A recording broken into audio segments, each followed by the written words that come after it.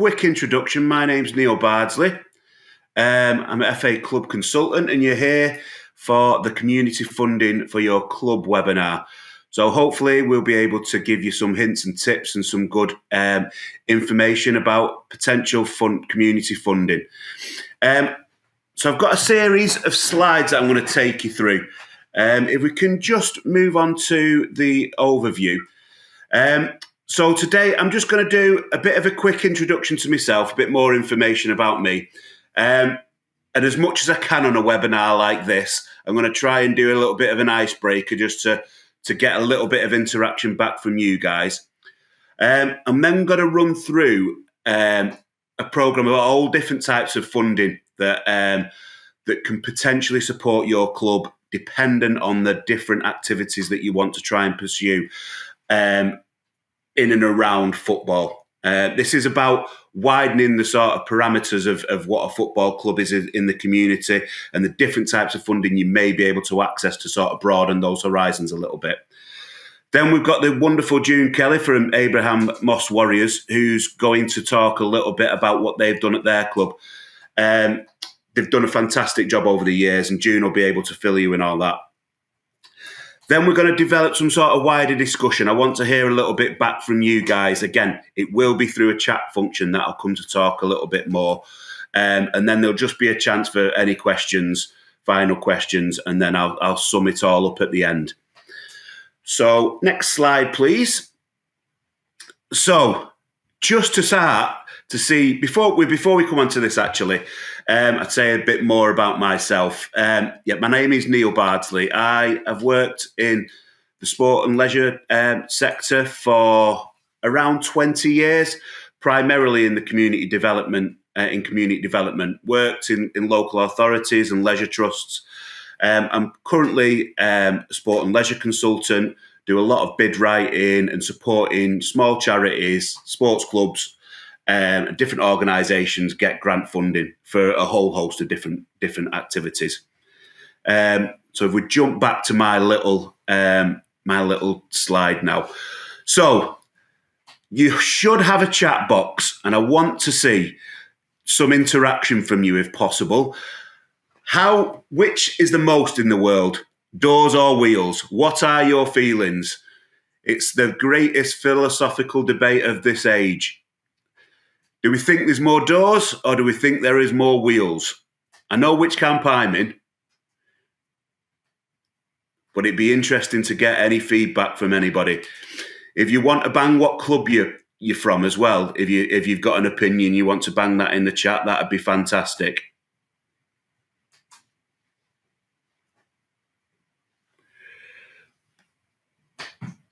Luke from Oldbury United, more wheels. Could be. What's your thinking behind that, Luke?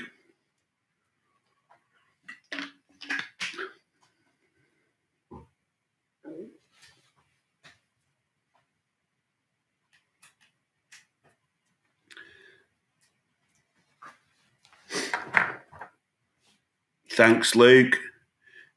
Any more? There's a lot of doors about. If you did doorways as well, openings into doorways, openings here, there could be a lot. But having said that, there's a lot of wheels. Hello, Brian. Brian's on the doors front. We'll get that get together sorted very soon, Brian. Nicola very much in the wheels camp from Hales Owen Town there. I say, when you think about it, I think if we think Luke's got some insight here.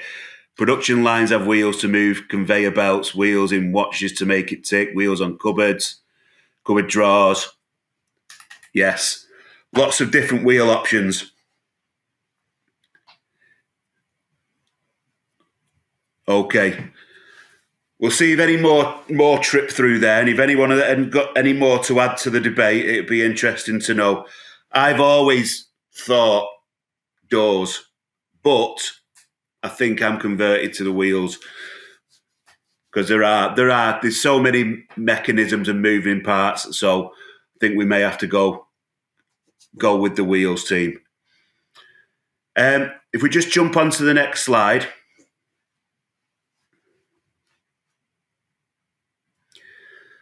And again, just another chance to bang something in the chat for me. Just so I know you're all out there and I'm not sat in my what looks like a church, but it's not a church, I promise, talking to myself.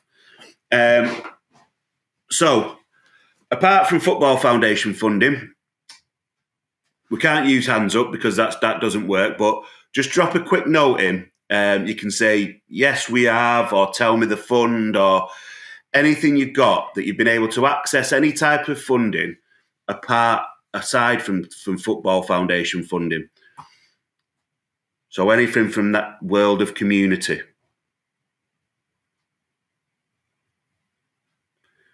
I'll just wait because there's a bit of a delay from me talking to you typing. So if I don't hear from people soon, I'll presume that not many people have got funding outside of that Football Foundation realm.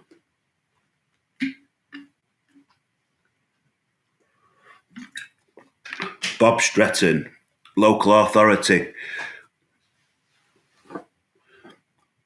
Oh, from a local wind farm project. That's interesting, that, Brian. That'll be definitely something we can have a chat about when I come to meet you. Because I've got environmental stuff on there, on my in this. Oh, you've got some of the MOJ funding, Luke. Very good. And half funding, which is good. Again, that's something in here. Supported the food providers who are fortunate enough to score funding from. That's great. Local co-ops, good stuff. Awards for all. Sponsors, landfill, great. Sponsors again, all good stuff. But yeah, it's great, Luke, that you've got some of the Ministry of Justice. June, who's going to talk in a little while. June got some Ministry of Justice funding as well. Also, never used Football Foundation. Another one there from local authority. That's good. It's good that people are tapping in to the different funding pots over there. I'm going to cover some bits on these. There'll be other areas that you may or may not have tapped into before as well. This is to give you a bit of that overview. And like I say, if we can try and develop this into a bit of a conversation moving forward, that would be great. Barclays from Brockhurst Hill there. That's, again, another one that we will briefly mention. That's just, again, opened. What I have got as well is a list of links to everything that I referenced tonight. So my contact details will be put up at the end. So if anybody wants to drop me an email and ask for the links for all the funds that I talk about tonight, that's no problem. And also ask me anything later on. We can have a conversation whenever you want about anything that you hear tonight. My phone number and email will be up at the end. So let's jump on. What I'm going to do is basically I've categorised different funding envelopes and really just have a quick talk about how these work, some of the areas that they're going to focus on. Looking at the different types of funding you've got, it seems like there's a fair bit of experience out there already, which is great, but you can never know. No one can ever know enough about funding. There's always something to learn, particularly about this community funding. And this is the list I've got here is by no means an exhaustive list. It's some key ones that I think could be beneficial. There's more than 4,000 community trust funders, so there's so much out there. But this just dips your toe in the water and has a little bit of a think about the different ones. So if we move on to the first type of funder. So, Sport England, some good funds within Sport England. I think it's key to sort of realise that any type of facility development cannot go through Sport England. That's Football Foundation, which again, most of you I'm sure will know, that facility development funding is all through the Football Foundation. Sport England does have capital funds that are open to other sports. I've helped cricket clubs and rugby clubs in the past access funding to develop changing rooms, etc., that type of work. But for Football Foundation. But what Sport England does have is some good grants, like the Small Grants Programme. Small Grants Programme has just reopened after a change through COVID and through the pandemic. It was closed, and there was some COVID recovery grants that were available, different pots available. But the Small Grants one has just reopened, and it's been increased from a maximum of 10,000 to a maximum of 15,000. The type of funding that it looks at is about delivering new programs that are going to get new groups more active, or like it's got there on the slide, about volunteering and developing training and development, or new activities that will engage a new audience. So potentially, if one of your a bid could go in for an activity to introduce some new walking football, if there was a need for that within your area. So that's the main focus for those type of funds through Sport England. We move on to the next slide. There is a new evolving sort of, crowdfunding is very much not a new thing. It's something that's been around for a while, but Sport England have been trying to develop their support package for people to develop crowdfunding offers. Again, I know June will speak a little bit later on about a crowdfunding initiative that she developed and has been doing great with recently. It says there on that slide, it's a third of English football league clubs have produced campaigns around crowdfunding. Now we're going to show a little video now about this crowdfunding. This is at Newquay FC. So this may be different than some of your clubs in terms of size and structure, but it's a good example and gets you to see the way that a crowdfunding campaign can be run and how Sport England link with it and can release some of their funds to support your campaign as well. So if we roll the video, please. Newquay Football Club is about 110-year-old. It's grassroots. The place was a mess, the roof had fallen down, COVID had hit. We're going to run out of money before we get this work done. We were in significant debt. We really wanted the club to be a safe place, but a place that is growing. I think for a football club to survive, it has to think differently. We're working really, really hard to try and bring a different buzz to a football club. One that provided great hospitality, and what I mean by that is great facilities, for our players, but also great facilities for our spectators. What we really want to try and do is not just stand still and really work on trying to involve the local community. Any spare time I've got, I come over here to help the guys at Newquay AFC. We want everybody to use this as like the social hub of the community. And that's the most important thing for us. We're a new, fresh thinking committee, and that allowed us all to make a decision together. And the decision was to reach out to Crowdfunder. I'm Murray Toms, and I'm part of the football team at Crowdfunder. Crowdfunder brings people together around things that matter, and in communities around the UK, football matters. I've been down to the Crowdfunder headquarters before. It was a no-brainer, really. We needed funding, and we'd seen plenty of successful campaigns. What's happened here is absolutely fantastic. They set out to achieve a relatively modest total, but they drove some real momentum into what they're doing, and the fans really got behind them. It also gave us a lot of encouragement to think about really, what we could do differently to develop a crowdfunding campaign that pulled everybody together. It's more than just giving, it's about behavioural change. It's about developing new digital skills and building a more sustainable future for the game.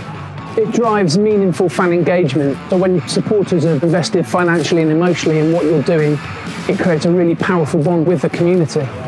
And that caught the eye of Sport England, who pledged £4,000 of their own. And that's made a really big difference to the club. We've got aspirations to build upon our objectives. to be able to give some great facilities for our players. We want to look at our grandstand, and that kind of mindset never existed in this club.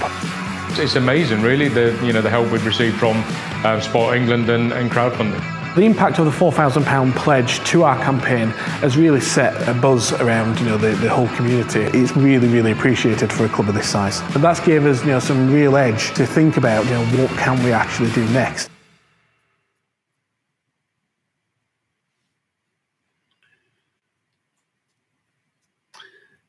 Okay, so yeah, just an example of one club looking into crowdfunding.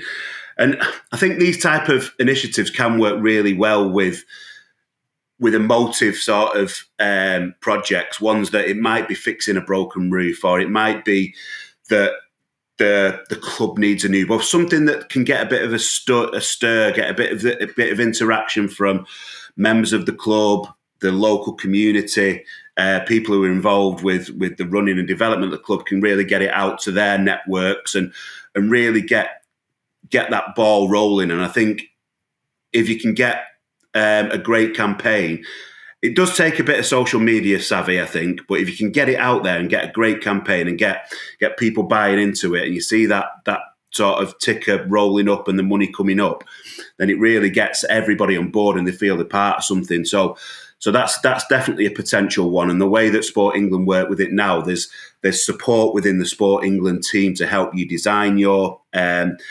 campaign, talk about all the social media, give you a lot of the impetus to really design it. Like I say, it's not one I've been involved with, but June, when she talks, she might be able to give us a little bit more insight of the workings of it and how it's worked for their club.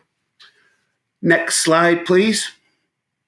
So, National Lottery. I've put there's three main programmes, and I will talk about these in a second. There is still an Awards for All lottery fund that looks at funds up to 10k. So I think it's between £300 and 10,000.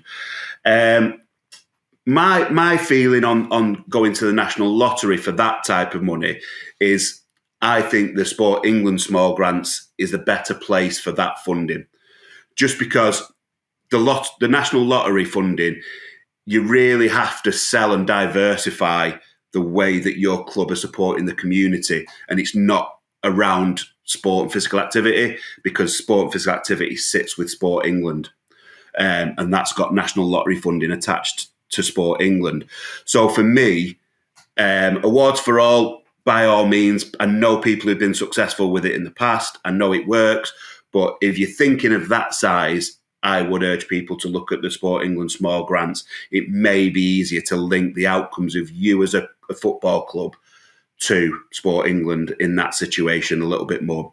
But Awards for All is there as well. The three that I've got linked here are some of the bigger fundings. So Reaching Communities and the Partnerships funding are very similar in terms of their outcomes. And this Reaching Communities, for one, is up to £500,000 over 5 years. I've been successful with a couple of these grants over time. They take a lot of work, and it's very difficult to do in isolation. So if you're a club that's very well linked to local authorities, to your leisure trust, to your sports development functions within the area, it may be that you can be part of something greater than the sum of the club and work collaboratively with others to develop. The Partnerships Fund is just what that is as well, but it's talking a bit more about wider strategic partners. So for that fund, there needs to be a number of localized partners. So it could be the local authority, it could be the leisure trust, it could be the NHS. So it needs to be a little bit of a wider partnership there. Those funds linked to the bottom three bullet points there, big outcomes there of building strong relationships across communities, improving places, and helping people to reach their potential. So this is about football being the vehicle to achieve those outcomes. It's about how we can potentially, you as a football club can connect wider in the community and offer offer placements for volunteers, and just thinking about all the wider benefit of the work that you do, because it has anything sport, particularly working in disadvantaged communities, and that's my passion and place, is it can do so much more for those communities. There's so much more that can be achieved. So yeah, that's what those are about. I Will is around social action. So this fund, it's come together with a huge array of different funders. The DCMS, one of the key partners in there, has brought together different pots of funding, and it's all administered and developed through the National Lottery. So it's around youth social action and initiatives like this. And I'll talk a bit about how you as football clubs can potentially push youth social action a bit later on. But I think if you get in your mindset about if you've got under 16s, if you've got under 17s, under 18s teams running in within your clubs, those young people may want to develop some social action. It might be something that they're passionate about their local community. It could be that there's an area that's getting vandalised and it's disused, and the young people from your club want to do something to develop that. And so these type of social action funding pots are a great source of funding to do something positive within the communities and led by young people giving something back. So yeah, that's just another way to look at it, and I'll talk a little bit more about that in a while. We move a little on. Next slide, please. I saw in the chat that a couple of people had tapped into supermarkets in the past. They're very quick and easy applications. They're usually around £1,500 as a max, and it's generally about improving the communities. Active Lives are in there as a specific outcome for both the Tesco's and Asda one, but there are others. If you haven't tried one, I think it's a good stepping stone. If you're an unexperienced sort of bid writer and inexperienced at gaining grants, this type of one is a great one just to try and give it a go and get your head around the process. So yeah, that's a good one. Next slide, please. So this one's talking about larger national funds. Typically, these are only open to those that are registered charities, but not exclusively. Again, June may mention in her talk, I know she's tapped into Children in Need funding in the past. The focus at the areas of for these funding is around addressing disadvantages.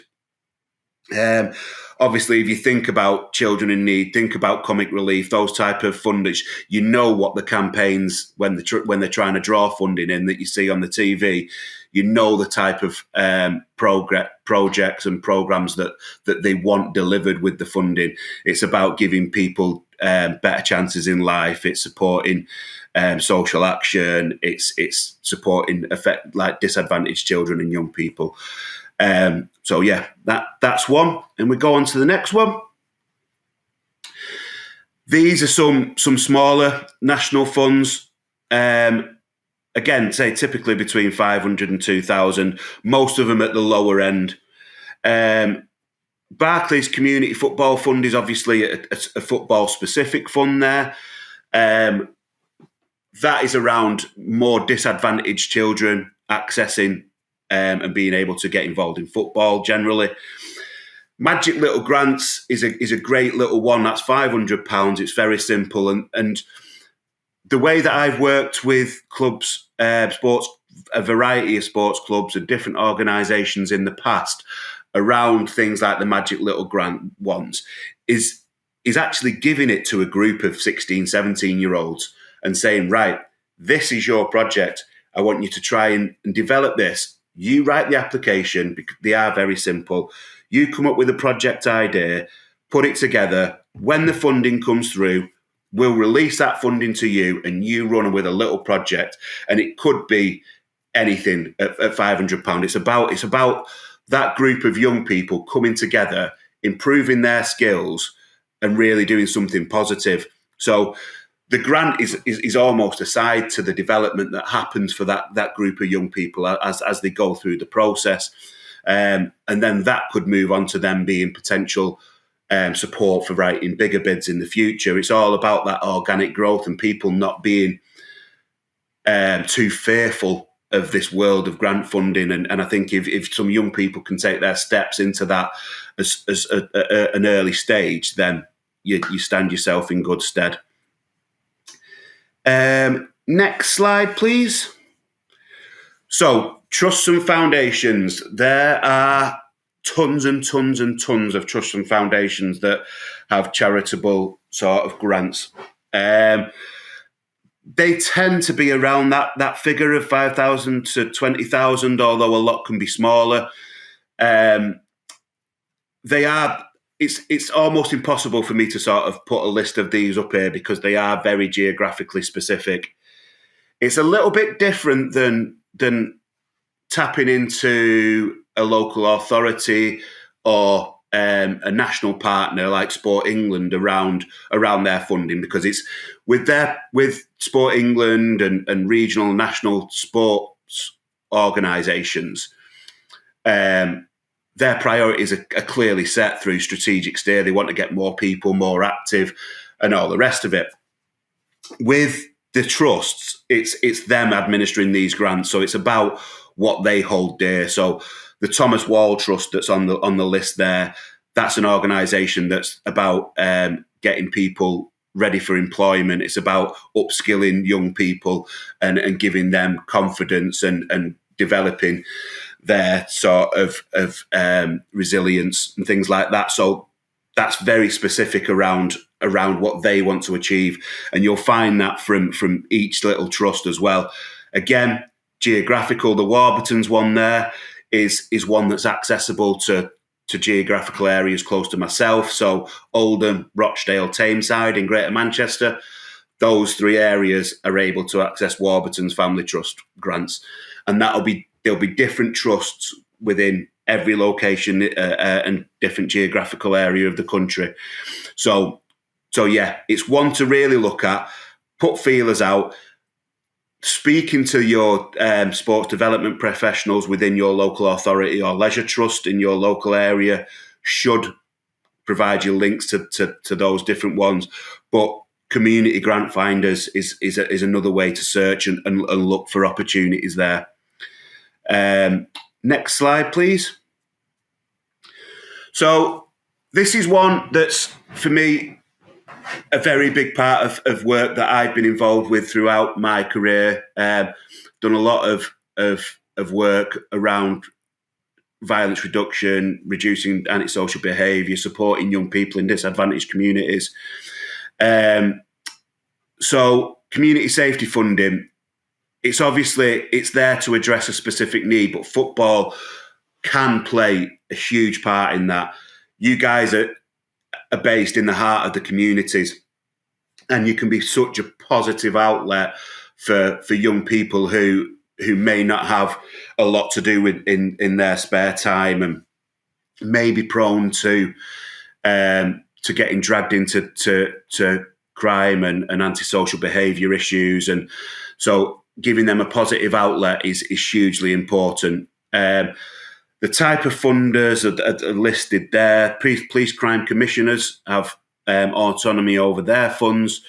That they in each geographical area, they'll set their priorities for how they want those funds to be used. But every area will have community safety teams. Different areas administer violence reduction partnerships in a different way. But again, there's funding there. If we move on to the next slide. So again, it will range from area to area and can range from, like got on there, 5 to 50,000. The big focus is on supporting those who are vulnerable to engaging in crime. And it will support clubs who want to take that positive action. This may be a huge step out of your comfort zone. It may be something that you've wanted to do as a club for a while, but not sure about the steps to take, or how impactful you could be. But there's so much you can do. Things listed there like community cleanups, mentoring programs. If you think about the amount of volunteer opportunities, the amount of coaching opportunities, the amount of positive sessions that you run as a football club that potentially young people can support and see how their peers are doing, because it could be that you've got some young 18, 19, 20-year-old coaches, and it could be that young people can come in and actually learn from them and develop and want to start to take on developing their coaching badges and stuff themselves. Or it could just be diversionary activities whereby your club can put on sessions that give a positive outlet for some young people that within the area. It's a case of you knowing your communities and you knowing how impactful you yourself as a club can be in this space. But yeah, it's a great one to actually broaden the horizons of the club and become more than the sum of its parts, really. Next one. So this has been mentioned a couple of times. There's a few local authority fun people in the chat who've mentioned that as an avenue, and there was one person who mentioned half as well. So as on there, there's a huge amount of variance in terms of what local authorities have in terms of funding, when that comes online, how they use it. It focuses generally for funds that you will access around health and wellbeing and community development. It does fluctuate because of the changing in regional and local priorities and national priorities, but it's about creating local connections. So your local leisure trust, your local sports development, your local leisure service, your local authority, sports team, whatever, it changes so much from each area to area. But if you can find out a little bit more about that on your patch and work out how you can connect with them, keep connectivity with them, and work out what their priorities are and how you can address their priorities, there's a way of drawing funding through. I'll briefly touch on the holiday activity and food programme that some of you may be aware of. So funding around for another 2 years. The funding is different. Every local authority has funding. It's based upon the number of free school meal children within their area. The funding is there to deliver 6 weeks of holiday activity. So 1 during Easter, 4 weeks. This is a minimum required. 1 during Easter, 4 weeks during summer, and 1 during winter. So there's funding available for you as a club to put these activities on that will engage children that are on free school meals. You do have to provide food and a range of activities, including sport, physical activity. The funding covers everything, really. So those clubs that are out there who might have kitchen facilities already, and the facility, and you've got a facility on your doorstep as in your club, you might have a 3G, you might have a grass pitch, whatever you've got access to. Tapping into this funding could be a winner for you. There will be on each of the local authority websites, there'll be information about HAF, and you dependent on how it's administered by that local authority, there'll either be an application process at the start of the year or one for each holiday period. But yeah, it's one to have a go at. Next slide, please. So yeah, environmental again. There's a couple in the chat that had put on there, and Wind Farms was one that wasn't on my list as well, Brian. So as I say, when we meet soon, I'll be interested to hear a little bit more about that. But yeah, these funding opportunities are linked to your geographical location. You have to be close to a landfill site, to the flight path of the planes for an airport fund, and within a coalfield regeneration area for the coalfield funds. funding amounts differ hugely. Coming from the Manchester area, I've been able to access funding through the Manchester Airport Fund a few times. But yeah, for the landfill, if you just Google the landfill, you're able to landfill funding. You're able to do a postcode search, and it tells you if you're in the right area, and the same for Coalfield as well. They're just another avenue to explore if it's something you haven't done. Again, it's usually around health and well-being, skills, education. They're the type of outcomes that they want to see developed with the funding that they have. The landfill funding is probably the largest pot. Landfill operators have the ability to give a percentage of their tax to the landfill pot, so it regularly comes in. So I think that's the largest out of them. Next slide. There we go. I thought that might have been the last one. That's me rabbiting on for far too long. So hopefully you've taken that in. We will be able to come back to this. You will be able to re-look at the video if there's anything you want to recap there. Like I say, at the end, I will have my details up, and please feel free to talk to me about any of the funds. I've got a sheet with all the links to every fund that I've talked about there. If you drop me an email, I'll ping that over to you, and it'll be something you can look at and dig into. And that's it. So I will pass over to June. Hi, Neil. Thank you very much, and hi to everybody else. Really informative. Some really good, useful grants on there. So a little bit about me. So I run Abramos Warriors, which is a community program in North Manchester, Cheetham Hill. We're in the top 2% of the country for deprivation, and we target young people who can't attend your traditional sports club, who can't afford to attend your traditional sports club. We've been going for 23 years. We're charter standard or FA accredited club now as it is. We were for 2-star, just going for 3-star, which we'll hopefully get. And the idea is that we've diversified from just being football into a multi-sports organisation. So just while Neil was going through the presentation, I was just jotting down all the grants we've had in the last 2 years. So we've been running 23 years, but these are just in the last 2 years. We've had 33 different grants. But none of, only one of them of the 33 was directed at football, which was a football foundation. And I think it's just about diversifying your club to show all the different activities that you can do. So I think, as an organisation, if you look at what you do as football and see yourself just as a football team, then it's quite hard to access much funding. But, unless you're a really big club and you get loads of fans coming in, you have to kind of look at yourself more as a business, which we never did. That was always our downfall. For the first 10 years, got hardly any money whatsoever. And in the last 13 years, we've had just over £780,000. And we're just a very small grassroots community organisation based in North Manchester. Okay, so how do we actually do it? So have a look. So when our young people come in, they don't just come in and play football.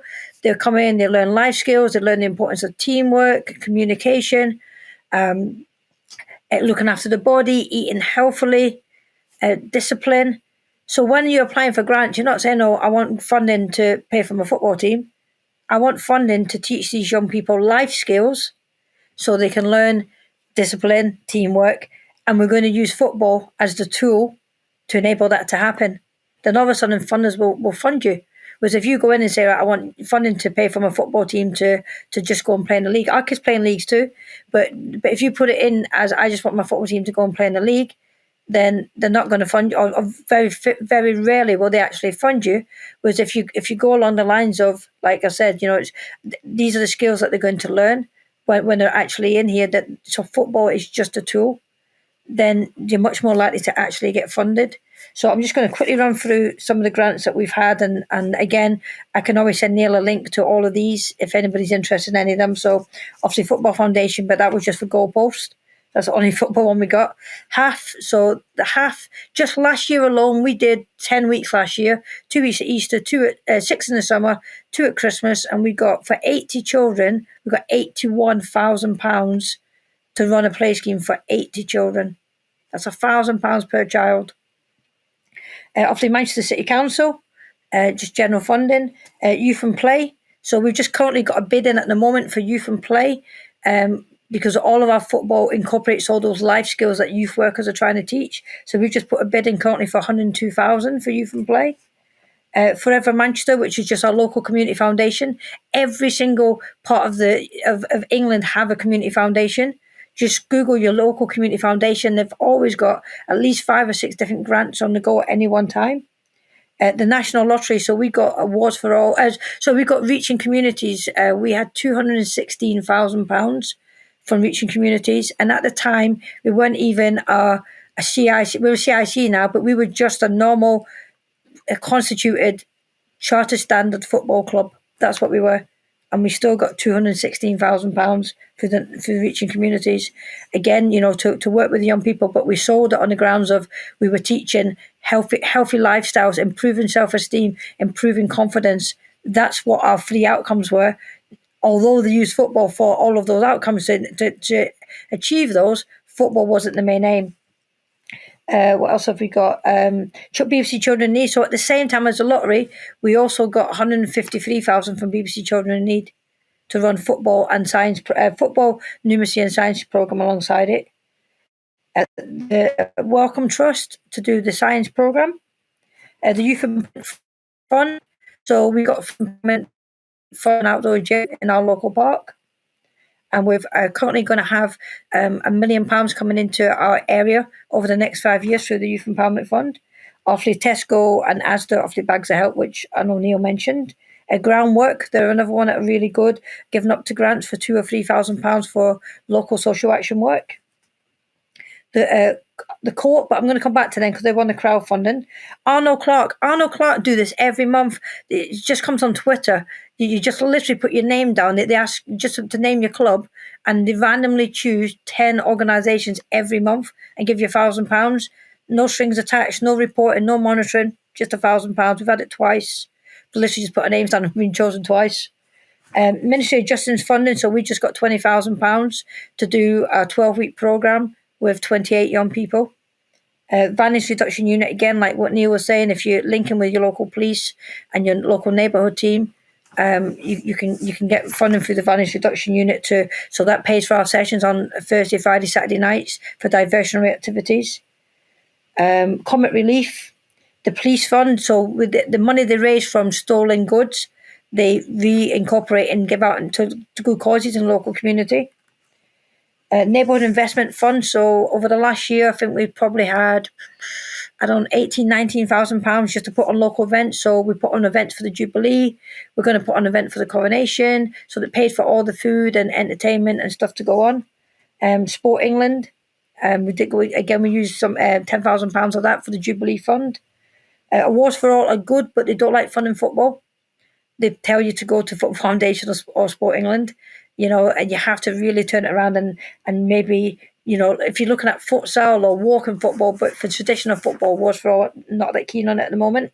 Local radio stations, so Hits Radio, we got funding for them to pay for packed lunches and vouchers, food vouchers for the kids in the school holidays if they didn't get a place on the play scheme. And they also sponsor all of our teams. Again, they do it right around the country, and at Christmas they give out toys for all the kids at Christmas, and so they all got presents. Barclays, again, that's done through Sported, which I'll come back onto in a little bit. Parks and Partnership, so our local pitch, it's just a grass park. So we started working with the local council and said, well, we wanted to do up a bit of social action during lockdown. And since then, we've had £27,000 on trying to improve the park through Parks and Partnership. Magic little grants, like Neil was saying, really easy, £500. The Lord Mayor's Fund, so we've had £4,000 twice just for doing a young leadership programme. The same through street games, for doing social action and young leaders. Manchester Active will give you small pots of funding just to try new sporting activities if you want to just try a new group and you're not sure if it's going to work. crowdfunding I'll come back to. The Bank of New York, it's a bit random, but actually in Manchester, I'm based in Manchester. So Manchester, Bank of New York have massive big offices in the city centre. They like to do lots of supporting local community groups. So if you support, go to some of the banks and just see what they want to do. They also give you lots of volunteer help. Lancashire Cricket Club, we get funding from. The Together Fund and the street games. And then I found there was more on the other page. So I was writing them down as I was going along. And then obviously looking at the crowdfunding. So we started crowdfunding. So we featured on BBC Northwest Tonight. So we got approached. They approached us. Would you like to do a feature on the cost of living? Because obviously we are struggling and we've had to release some children because we were struggling to keep all the costs going. Because we give our kids breakfast and dinner when they come. We put on the football sessions. We charge £1 a week. For that, they can come a couple of times a week. We take them to matches in a minibus. We hire a minibus because most of the parents don't have cars. It makes it difficult to attend. We give the kids coats, shoes, boots, everything they kind of need because a lot of the kids will have little or very little kind of things. So we featured on crowdfunding. We set it up 11 days ago with a target initially of 7,000, which we reached in the first 20 minutes. So that increased to 20,000. So 11 days on, we've hit that target. We raised 10,000 and Sporting and match funded that with another 10,000. We still have 4 weeks to go. It took us about half an hour to set it up. That was all. No technical skills. I'm not the most technical person to do it. It was very easy to set up. And other people have got in the back of it. So we've done some radio reports, which we've recorded last week, which goes out on the 11th. That's going to be broadcast to 15 radio stations in the Northwest. So we'll get some more funding on the back of that, hopefully. The local newspaper have also picked up on it. So they're doing an interview on Thursday, which will go out at the weekend. So again, if you can get things out on social media and you have a good website, so obviously we have lots and lots of information on the website which tells people and it's kept up to date, then that's really kind of useful. The thing that's really made a difference to us, really I would say, is a company called Sported. So Sported, we'd never heard of before, but for the first 10 years, we got hardly anything. We were going to shut, and then we got approached by a company called Sported, and they, like I said, they helped to see ourselves as a business. We saw ourselves as a football team, a diversionary activity to keep young people out of trouble. They saw us as a business and showed us how to do business plans and made sure we had all the policies in place. Because when you're going for these grants, they're not going to fund you unless they feel you're properly set up and organised and you know what you're doing. And with their help, and it's completely not free. We've been members of Sport now for 13 years. It's completely free. And like I said, in that time, over £750,000 of funding has come in because of their support. And it really has made a difference now. It is completely free. If anybody wants some more information, it's just sported.org.uk. Go on and have a look at the website. And they offer bespoke. People can look at your funding applications. They send out bulletins every month with all the updated funds available for your region. So we have different regional officers. So I'm actually, as well as with Abraham Moss, I've been working now for sport for the last 12 months. So I'm the regional support officer for the Northwest, but we have regional support officers everywhere. And like I said, all the services are free. And it will, if you wanted help with writing bids or having somebody look over your bids, if you've already got a bit of experience, I'd never had any experience at all. It really would help. Okay, so over to question time now, really, on Neil or anybody else. I can't see any questions that are coming up here, so you're going to have to help me out, Neil. There was a lot there. I know there was a lot. That's brilliant. Thanks so much. It's so impressive. It's just bewildering the amount of different funding avenues that you've been down, and like you say, it's all focused on making sure that those disadvantaged young people have got that opportunity still to engage in football and other activities as other people from more affluent areas would do. The next, I think what we'll do is if anybody's got a specific question for June now, can you stick it into the chat, please? And then I'll move on to some more structured questions that I want to get some feedback from. We've got to get used to there's about a 15-second delay, June. So It's okay. we'll see if anything jumps through. It's fine. And like I said, we don't just do football now. We currently do 58 different sessions a week. And like I said, football is a big part of that. But like I said, it's just a tool to get people in.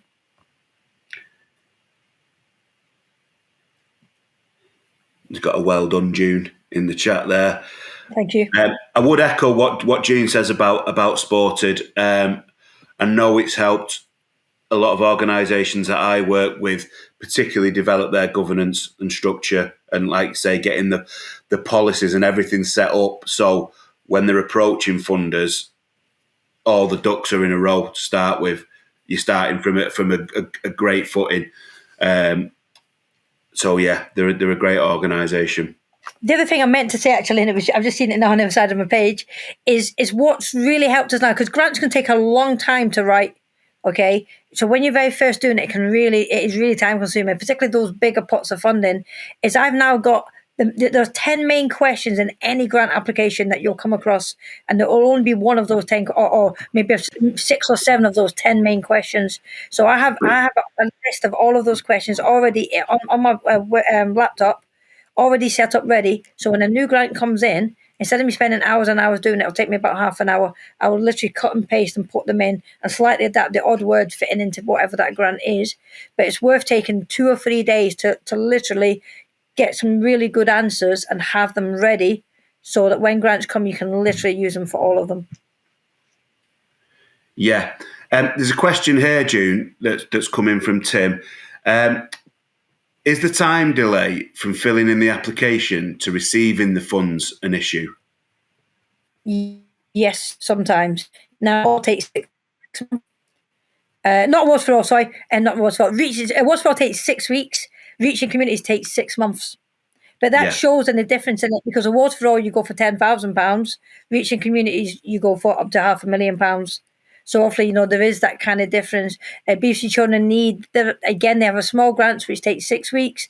They have a larger grant which takes 6 months.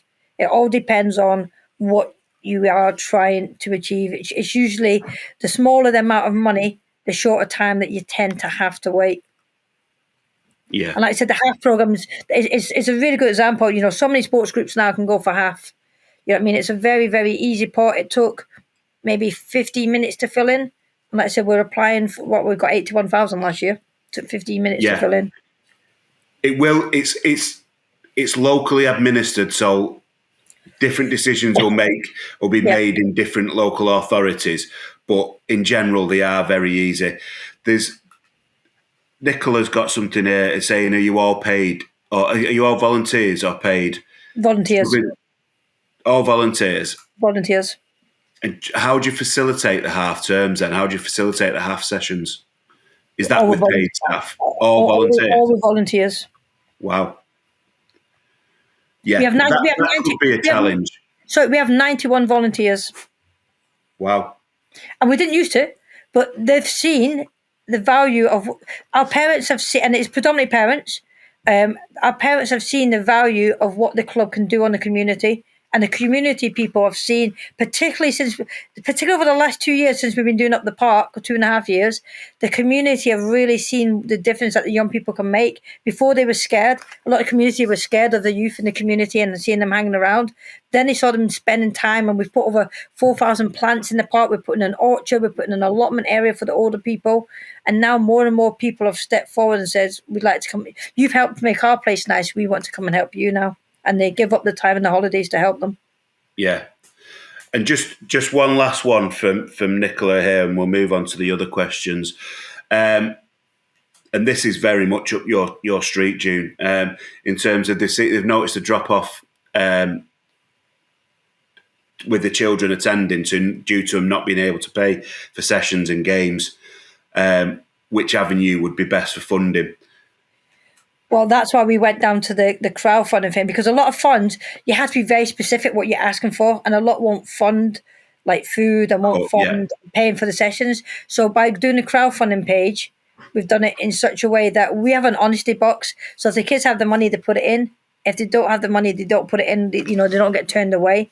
But we know which parents, which kids are struggling because they're getting even hungrier, and they're always like, "You got any spare food or anything?" You know what I mean? You kind of see it. So that's kind of the lines of why we've gone down the crowdfunding to subsidise those sessions. So those kids that are really struggling to put it in, and like I said, it's free to use the crowdfunding. It took not even half an hour to set up.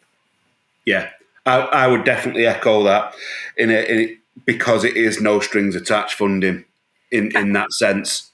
And you can choose lots of money. You can either go all or nothing, or you can get what you keep. You know what I mean? So if you only want to aim for a little bit of money, you're probably going for bets to get what you keep. You know what I mean? If you don't think you're going to get it. But because we knew we'd just been on the TV and we knew we were doing these radio interviews, so we hoped that businesses would hear us, and they did, and they got behind it and start to fund it. Whereas the first time we did it 2 years ago, and we only got 2,700, but we only went for give what you earn. So you got to keep all of that. Whereas if I had gone for 10,000 and didn't reach it, I would have got nothing.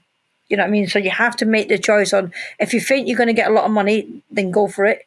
If you don't, then keep what you want. But Sport England will match fund it by 50% if you hit your target. So if you want a target of 7,000, you only need to raise 3.5, and they'll match fund the other 3.5. Yeah, it is a great avenue to pursue. So yeah, I would definitely say that one. Okay, June, thank you so much for your input and your experience and knowledge. It's really invaluable. It's great to see you doing so well. Oh, thank you very much. Cheers. Thanks for having us. Thanks. Okay, if we're just getting into the back end of this now, and there's a few questions that I've put down where I'd like a response through the chat box if we can. So can we jump on to the next slide, please?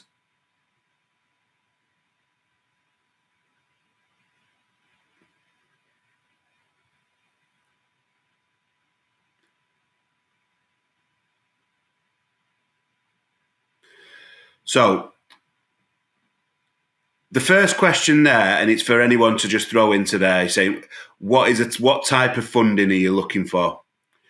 What as a club would you like to do, or what do you need to do? And that'll sort of give us the avenues of what potential funding you might be looking at. So it could be supporting the community more. It could be supporting disadvantaged young people. It could be doing stuff around crime and antisocial behaviour or the wider community. So yeah, anything through the chat box would be welcome.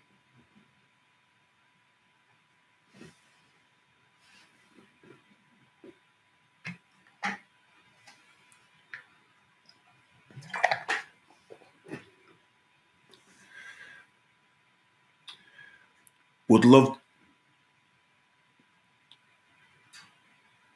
I love to have a central venue for all our teams to play? So that's come from Nicholas. So very much facility based. In terms of facilities, it would be wider than that. It would be outside of the scope of any community funds, more than likely.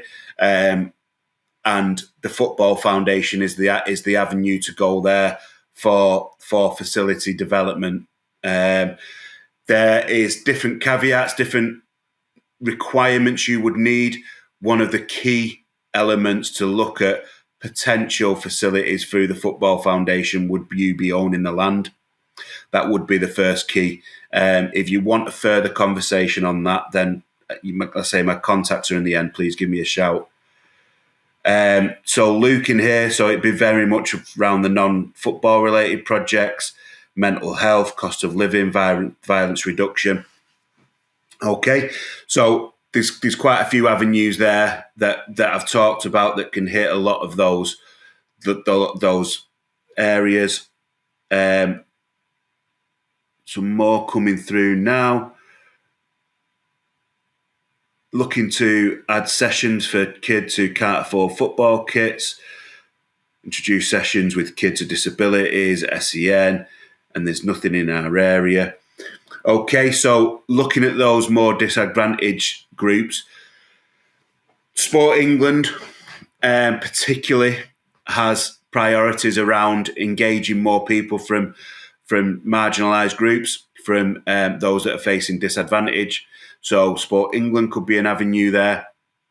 There's also, again, there's different ways you can do it. It could be potential trusts and foundations within your area. If you have a focus on wanting to engage disadvantaged people from within your community, there is a number of different avenues to go down. So it's great that people are looking along these lines. Great connection with the community via non-football. Should setting up a charitable arm be a long-term aim to access wider range of funding? Setting up a charitable arm is probably something that's a little more complex than you actually setting up the club as either a CIC or a charity in its own right. It would depend on your governance structure at the moment as to what potential funding pots are open to you. In the first instance, at the very minimum, I'd be saying you need to be registered as a CASC, so a community amateur sports club, and then potentially looking at the right next governance structure for you. Sported are a good organisation that can help there. Anybody involved with the club consultancy programme as well will have access to support in terms of having a conversation with your designated club consultant around the best governance structure for you moving forward. But setting up a separate charity arm is probably that wouldn't be the best first step, I wouldn't say.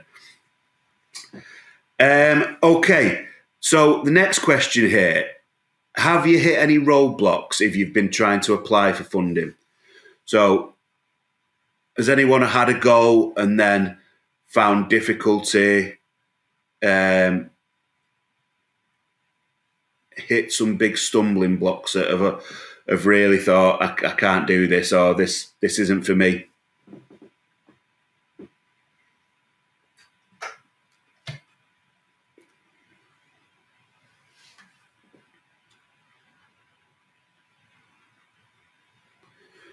Sorry, I'm just waiting for this lag, and I'll see if anything pops through.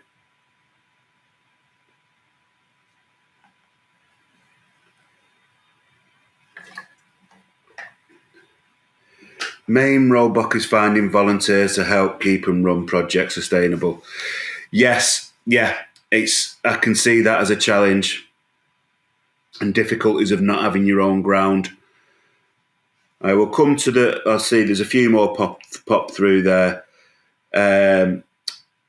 So volunteers to help run and keep projects sustainable. Obviously, you're all involved in giving your time freely, constantly, and trying to keep volunteers or trying to have enough volunteers is always going to be a challenge. I think June's point that she raised around the help that Sported gave her around looking at yourself as a business is an important one. So having robust development plans in place around how you're going to, and looking at it, call it a development plan or call it a business plan, it's whichever way you side of the fence you're looking at it from. There's an opportunity to lay out over a period of time how you're going to recruit, retain, and reward volunteers. And if you've got a structure in place of how you as a club are going to do that, you stand yourself in better stead in terms of identifying those and finding out the different skill sets that you've got at your disposal, or you've potentially got at your disposal in the form of new volunteers. There's a number of sort of avenues you can potentially pursue to develop your volunteer base. Tapping into your parents of your clubs is something you'll all do, but how broadly do you do that? Linking to your local college or university is a rich source of potentially more transient volunteers, so they may come through the system a lot more, but there's a lot you can tap into a lot more of them through a college or a university. Again, one to really create local partnerships with your local authority, your leisure trust. It may be that they run volunteer programs. Is right across Manchester. There's a fantastic one. So there's looking at how you recruit and retain volunteers and reward those volunteers. For me, is a long developmental process, and putting plans in over a period of time is what needs to happen. Sorry, we've had quite a few come in while I've been rabbiting on. Not owning your own ground is difficult, Brian, but in terms of looking at wider community grants, it could be that you're using community spaces, open spaces, parks. There's different ways to look at it. Ideally, we'd all own our own ground, but in reality, it's not possible. Kelly's got rejected for from applications. It is a very, very competitive situation, and I think some of the advice that June gave there is great in terms of seeing if you can get hold of paragraphs, well-written sections of applications that you can change and adapt for yourself. I'm currently developing a new business that helps with a lot of that. It's something that I'm going to be pushing forward because I see it all the time with people that have got high levels of need. They've got high levels of motivation. They've got high levels of all the right ingredients, but they just sometimes struggle with with putting the applications together. So yeah, there's Sported can help with that as well. Hi, Neil. I've come back in to help you. I've come to help you out because I've been putting a few things onto the page that's responding. So I thought I'd come and help you out. Okie dokie. I can't see speakers and audience at the same time, so I'll just crack on with these, June. Okay.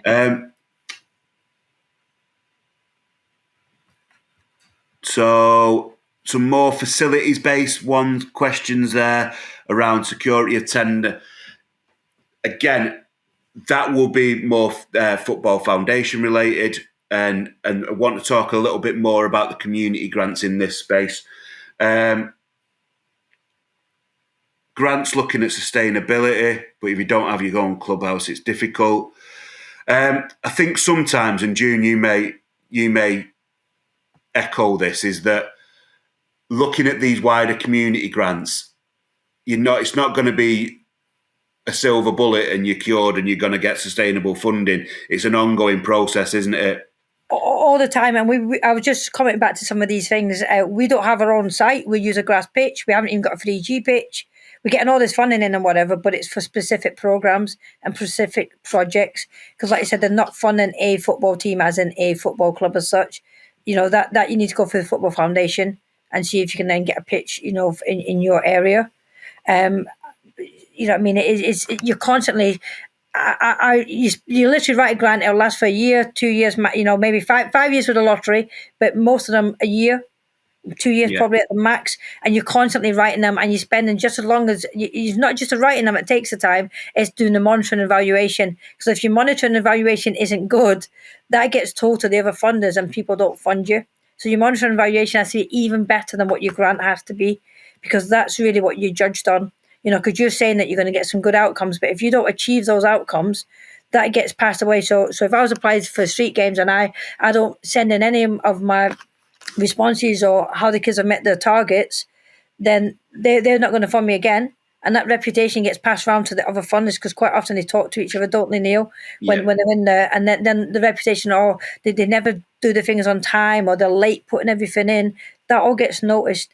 So actually, your monitoring and evaluation, whoever's going to do that within your organisation, has got to be spot on, and it's got to be done on time. You can't leave it to the last kind of minute. And a little bit also on your volunteering one was making sure that volunteers feel that they're also getting something out of sessions. So it's not just us getting something from the volunteers, that they're also getting something out of us. Definitely echo those bits. And check I've got everything. Switching off my alarm then. No worries, Gene. So I think, again, it's looking, as we've just said, looking at this as as a part of your club moving forward, like you do everything else. You have plans in place to make sure that your football's developed. You make sure you have plans in place to make sure your finances are secure in terms of the money that's coming in, and you make sure that you've got a volunteer. But having a plan for identifying and securing grant funding, if you want to widen and broaden the horizons of the work you do and affect the community as positively as you can, you need to have that focus, and ideally identifying somebody within the club who will write those grants, who has that appetite to keep going, even when you're getting the knockbacks, to keep going and just keep applying for new funding. And it takes a long time, because like I said, for the first 10 years we had hardly anything. And like I said, you know what I mean? And then once you finally get one or two and you get a good reputation and you do respond to it and, you know, you do your reporting well, then you kind of get it. So the other main kind of tip I would give of how we didn't get the grants, you know, so all the pitfalls all the way along is a pot of money would come along and we thought, oh yeah, great, we need some money, we'll apply for that. And we change around what we'd wanted to do just to fit in with what the grant's asking for. It doesn't work, because you soon get found out, because all of a sudden you can't deliver the outcomes of what you said you want to do, because it isn't what you normally do as part of your project. So what we've come down is we've come through our business plan and our development plan, we've come down with a timeline and we write down everything that we want to achieve over the next year, 5 years, 10 years, or 3 years, 5 years and 10 years actually.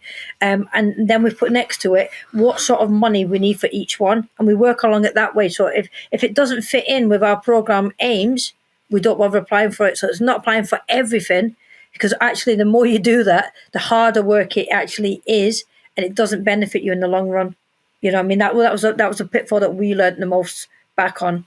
You know what I mean? Is pick and choose what you want. Make sure it actually fits in with what you can do. You have enough staff to deliver. I think I came up with something else earlier on as well. Don't overstress. If you hit it and you don't hit those targets that you say you're going to do, it'll be harder to get funding in the future, because then they'll all talk to each other. You need to make sure you know it's better to say I'm only going to get 40 people and you get 60 than it is to say you're going to get 60 and you only get 20. Yeah. Yeah, you need to be very realistic. Be realistic. Don't just go out there and you think, oh, the more likely to fund me if I put like I'm going to do 100 people, the more likely to fund me, because that's what we used to put. I mean, yeah, we're going to put loads and loads of people, and other groups have done 12 and actually still got the funding for 12, because they're looking at quality, not quantity. It's how good is the work, the difference it's going to make for those young people in your area. Like I said, it's £20,000 we've got. It's a 12-week programme for the Administrative Justice. It's only 28 young people on the programme, and it's only for 12 weeks. That's a lot of money. You know what I mean? We could have put like 100 kids, but actually then we'd have to deliver on 100 kids, you know? Why do that when you could get funded for just doing it with 28? Some have got less than that. Yeah. That'd be my main advice. Sorry. Neil, it's okay. No worries, June. It's all pearls of wisdom.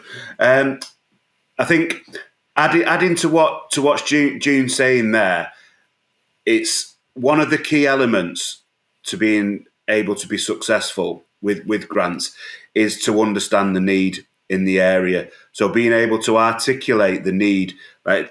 June will tell you the number of young people within the area, what level of disadvantage the area's got, how many people will benefit, all these different things.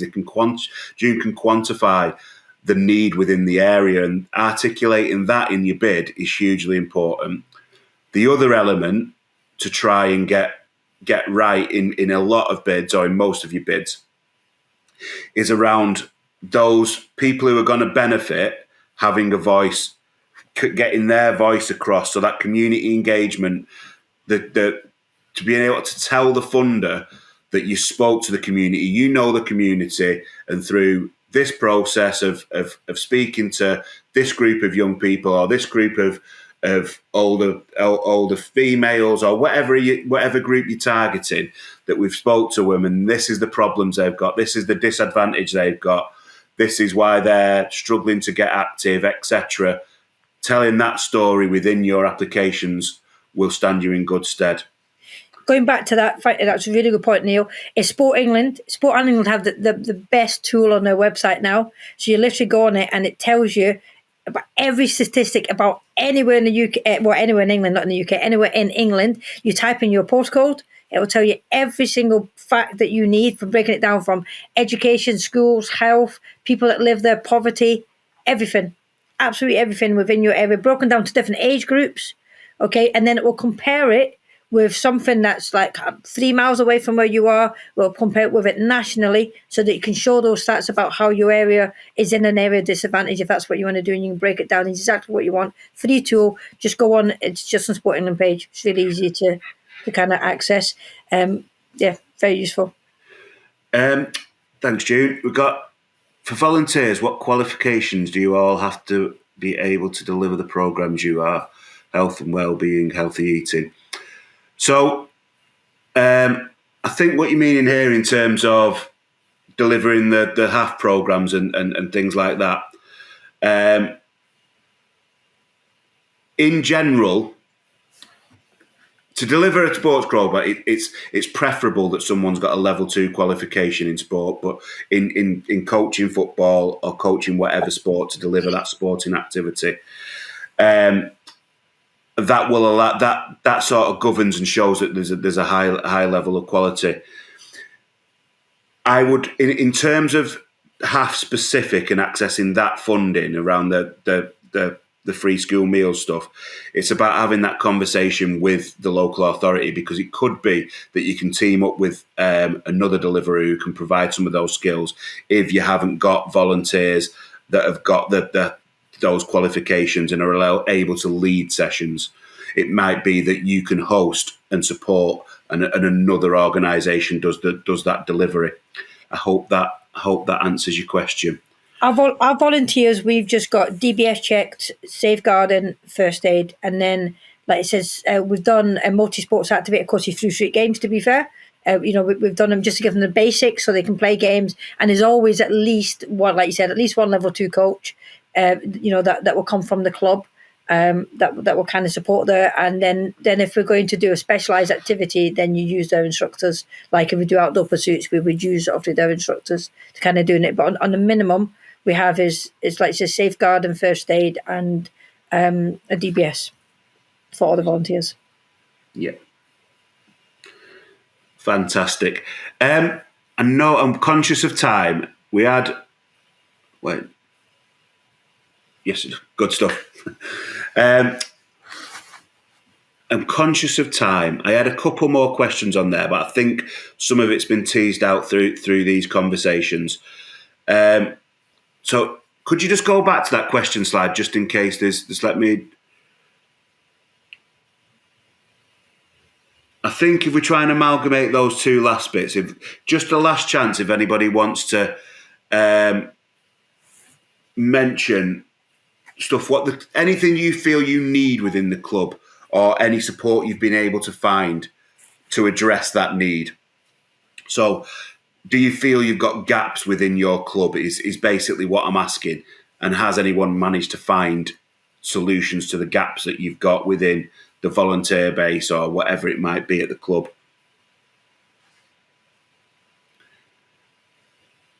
We'll have a quick chance for people to respond to that bit. And then I will start bringing things to a close.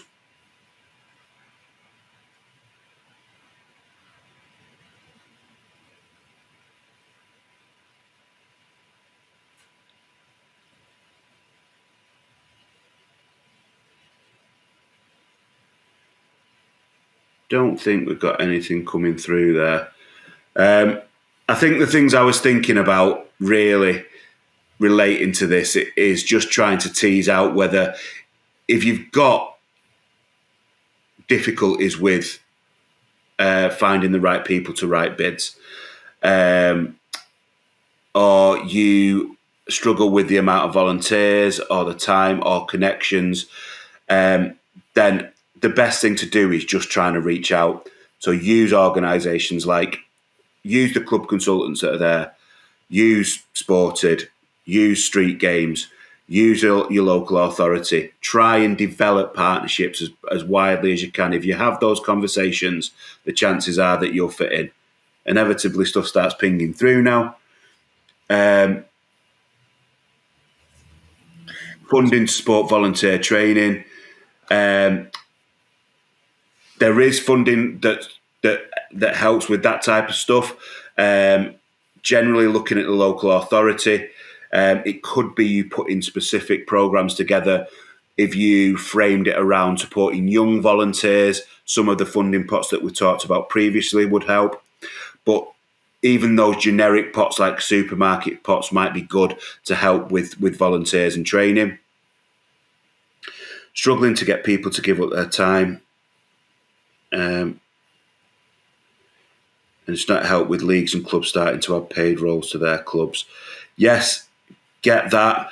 Again, I think I'd come back to it's around planning and around tapping into as many varied different sources of volunteers as possible. Looking at that in the broadest possible sense, but if you've got a plan over a period of time, I think you stand better chance. Gaps 100% of volunteers are in the right place. Again, yeah, it seems like this is a common theme. So this might be something for us to take back and have a conversation and maybe do another one of these about developing and recruiting and retaining volunteers, because it does seem to be a big stumbling block. But yeah, I think it's about looking at as many varied different avenues for recruiting volunteers as you possibly can do. And that's even young people as they're transitioning through the club, young people at colleges. Really look at and try and drill down that young person route is always a positive one for me. As I said, it can become more intensive because they're transient. They'll come through, they might be there a couple of years and then they go on. But if you can keep it flowing and develop a relationship potentially with a local college, then you stand some good chance of developing that. Graham Hurstel, one of our FA consultants, is doing some work with Manchester University at the moment doing just this. So today he's had 22 young people who are looking to volunteer directly within football clubs within the area. So it's trying to develop initiatives like that and work collaboratively with potentially volunteer services in your local area, local authorities and others. Can I just quickly go to the volunteers? Sorry, Neil. Can I just quickly go to the volunteers?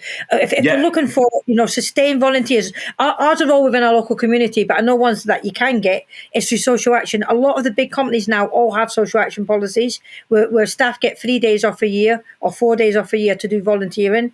And if you go to a big company, say the Bank of New York, for example, have over 800 staff just in Manchester alone. Okay, if each member staff was have 3 or 4 days at your organisation and they have specialised skills that they can come in and do.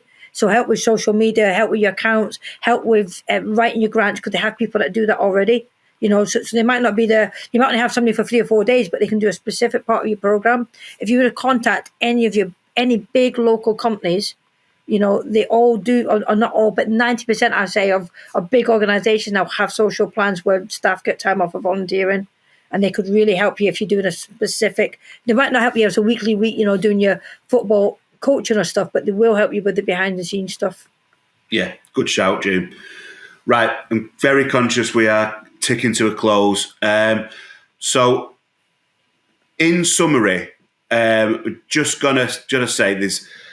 Hopefully, we've given you a flavour of some of the potential avenues for community, for sort of that community development funding, for reaching out and doing some wider work. I think coming from through the chat, there is a very, very common theme around volunteers and also looking at how you can draw down funding that helps with some of your core purpose, which becomes a bit more problematic, but there are avenues, and the crowdfunding one is one of the ones we've highlighted this evening that I think could be a good avenue for a lot of you. It's been great to witter on to you all. I hope you've taken something from it. We will just stick up my my email and my phone number there. So if you can scribble that down now, or you will get a copy of this workshop. I think we'll be able to access it another time. But yeah, please feel free to drop me a message or give me a call, and if I can help in any way, I will do. Oh, there we go. It's whizzed up again. So yeah, drop me an email if there's anything I can do. I'm here for you. And just one last time, I'd love to say thank you so much to June for all the help and assistance tonight. It's been great to have you on the call, June. Appreciate it. No problem again. And if anybody needs any more questions, just ask Neil and he'll put you in touch with me or whatever can support you. And like, although we weren't getting money for the things, you can get money for sessional fees in all of the grants that you're applying for. Might not pay for a full-time worker, but they will pay for sessional fees. Fantastic. Okay, everybody. Didn't catch my email. We'll say it one last time. It's there. Hopefully you've got it this time. Okay, everybody. Take care. Bye, everyone. Bye.